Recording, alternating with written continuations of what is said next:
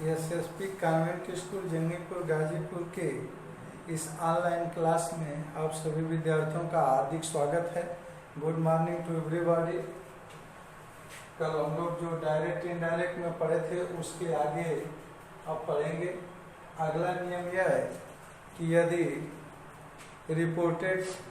Reporting verb के पश्चात जो शब्द ऑब्जेक्ट है ठीक वही शब्द संबोधन का शब्द हो तो एड्रेसिंग एज के साथ उस संबोधन के शब्द को लिखा जाता है और रिपोर्टिंग वर्ब के ऑब्जेक्ट के स्थान पर उचित प्रोनाउन का प्रयोग कर दिया जाता है। आप एग्जाम्पल के माध्यम से समझने का प्रयास करेंगे। जैसे देखिए, the teacher said to Mohan, Mohan you are lazy. अब यहाँ देखिए मोहन ऑब्जेक्ट भी है और यही ठीक वही शब्द संबोधन का शब्द भी है। तो आप डायरेक्ट से इनडायरेक्ट बनाएंगे तो एड्रेसिंग एज का ही प्रयोग होगा, लेकिन अब जो संबोधन का शब्द है उसको एड्रेसिंग एज के साथ लिखेंगे और जो ऑब्जेक्ट है रिपोर्टिंग वर्ब के पश्चात जो ऑब्जेक्ट है उसके स्थान पर उचित प्रोनाउन का प्रयोग कर दिया जाएगा। देखिए ऐसा क्यों हो रहा है आप समझिएगा। देखिए प्रोनाउन क्या होता है। Pronoun is a word which used in place of noun. संज्ञा के स्थान पर प्रयोग होने वाले शब्दों को सर्वनाम कहते हैं।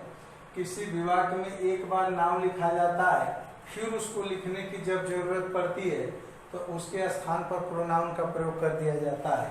इसी पर आधारित यह है। तो अब इसको बनाएंगे तो क्या हो जाएगा, एड्रेसिंग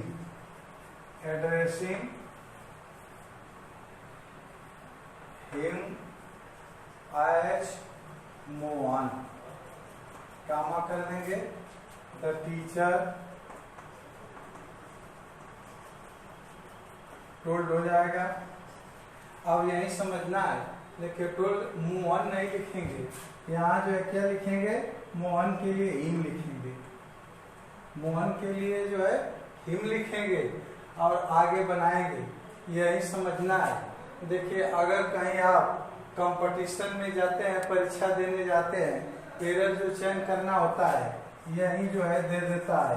कई बार परीक्षाओं में पूछा है, यहाँ टोल्ड के बाद जब मोहन लिख देगा आप समझ नहीं पाएंगे कि यहाँ तो जब मोहन है तो रहेगा ही, लेकिन उसके स्थान पर प्रोनाउन होना चाहिए। यह जो है अनिवार्य रूप से जानना होता है। अब आगे जो है देखिए कंजक्शन दैट लगेगा, फिर इसके बाद यू बदलेगा मोहन के अनुसार या हिम के अनुसार, तो ही हो जाएगा ही वाज लेजी। इस तरह से बनेगा।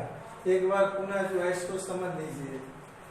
देखिए अगर जो शब्द ऑब्जेक्ट है ठीक वही शब्द संबोधन का शब्द भी है तो डायरेक्ट से इनडायरेक्ट बनाते समय एड्रेसिंग एज के साथ उस संबोधन के शब्द को लिख लेंगे और फिर उसको लिखने के बाद आगे जब उसका डायरेक्ट से इनडायरेक्ट बनाएंगे तो रिपोर्टिंग वर्ब के पश्चात जो यहाँ नाउन दिया हुआ है उस नाउन के स्थान पर उचित प्रोनाउन का प्रयोग कर लेंगे और आगे जो है फिर उसी तरह से असर्टिव सेंटेंस है।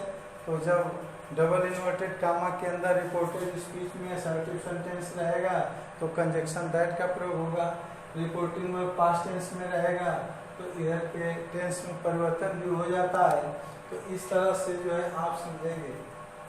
अब देखिए अगला जो रूल है क्या है, यदि रिपोर्टेड स्पीच में वेल या यू सी आया है तो उसे निरर्थक मानकर जो है हटा देते हैं। इन शब्दों को लिखने की आवश्यकता नहीं है।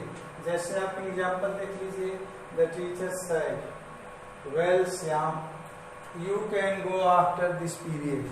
अब यहाँ जो वेल शब्द आया है, अब इनडायरेक्ट बनाते समय इसको लिखने की आवश्यकता नहीं है।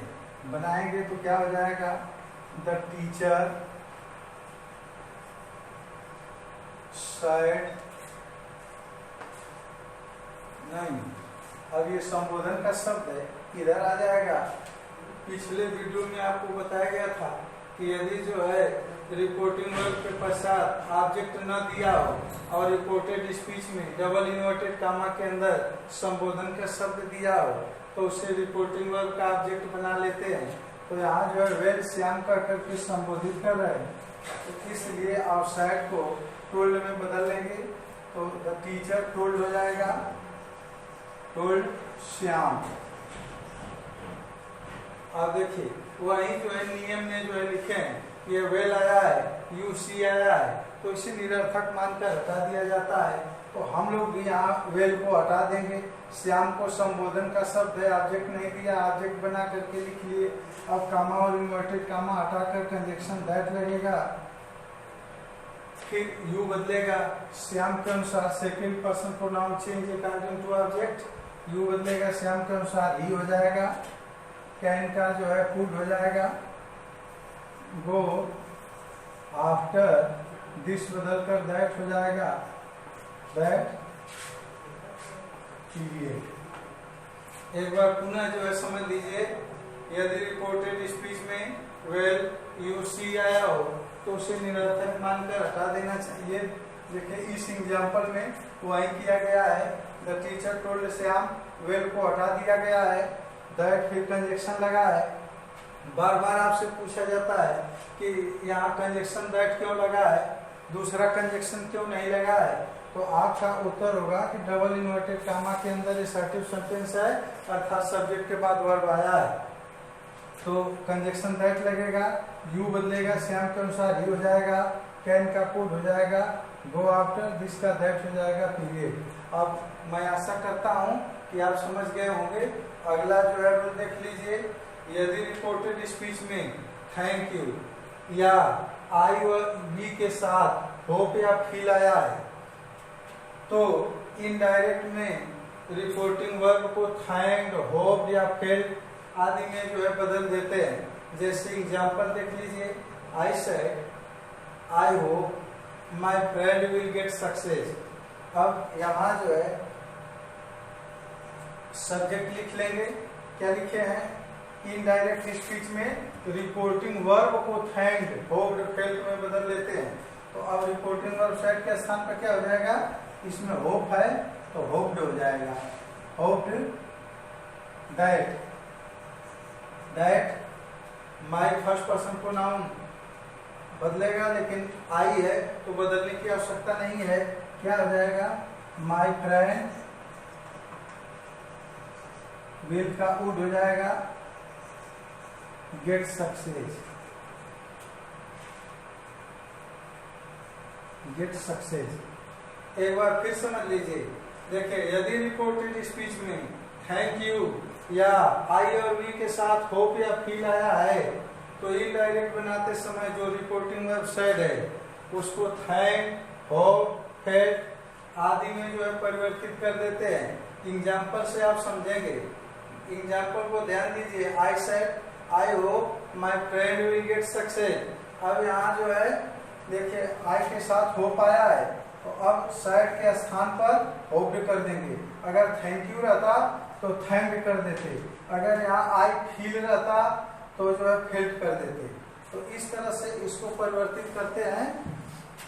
और इस तरह से अगर आपको इसमें कहीं भी समझ में नहीं आया हो तो आप मेरे कॉन्टेक्ट नंबर 9889665382 पर संपर्क करके आप अपनी डाउट को क्लियर कर सकते हैं। Thank you very much.